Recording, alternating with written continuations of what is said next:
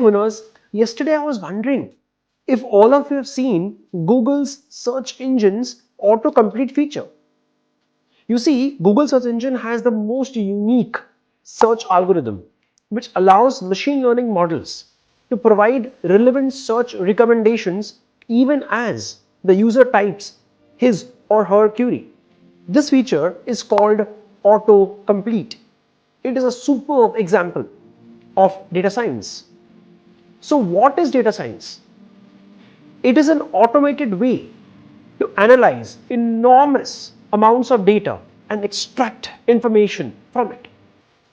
Data analytics is a subset of data science. This process of analytics mostly begins with questions or business problems of stakeholders. Few examples are: who are my customers? Why is my sales going down? How do I manage my inventory? Why is my system not scaling up with increasing incoming traffic volume? Such business problems usually trigger the need to analyze data.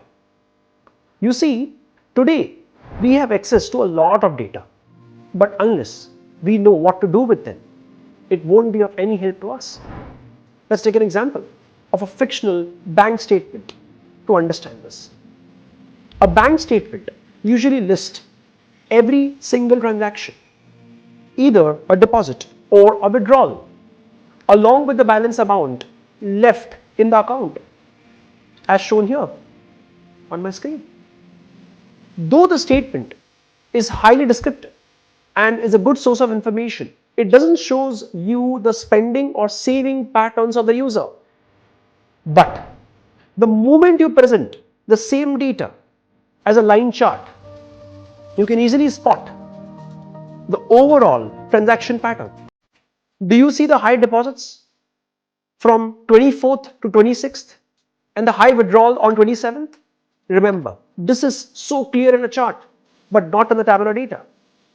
In fact, when we plot the transaction details as a line chart for a few months, the deposit and the withdrawal patterns become apparent. It helps us to view and analyze generic trends and discrepancies.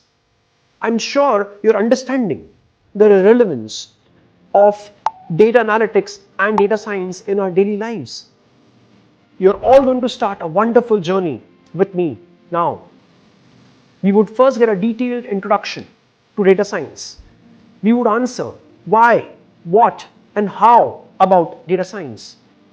We would then move forward into learning and doing a lot of coding on different data science libraries. These libraries are the building blocks of data science and of course of data analytics. First, we would touch on NumPy, called numerical Python. It's the best package for performing math and metrics operations. Next is Matplotlib. It's a Python 2D plotting library which produces high quality graphs and histograms. Next, and the most important library in analyzing data, is Pandas. It provides you high performance, easy to use data structures for data analysis. Lastly, we would end this course by getting a gentle introduction to machine learning and scikit-learn library. We would solve a simple end-to-end real-time problem using machine learning. At the end of this course, each of my Hunars would know the skill sets required to become a data scientist. Know the entire process, flow to solve a data science problem. Each one of you will have a clear understanding of 4 major libraries. First, NumPy. Second, Matplotlib. Third, Pandas. And fourth, scikit-learn. You would have solved many problems using data science libraries.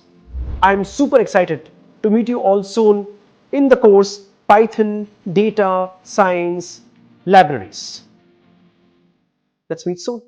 To know more, log in to www.hunarho.com and explore more about the course.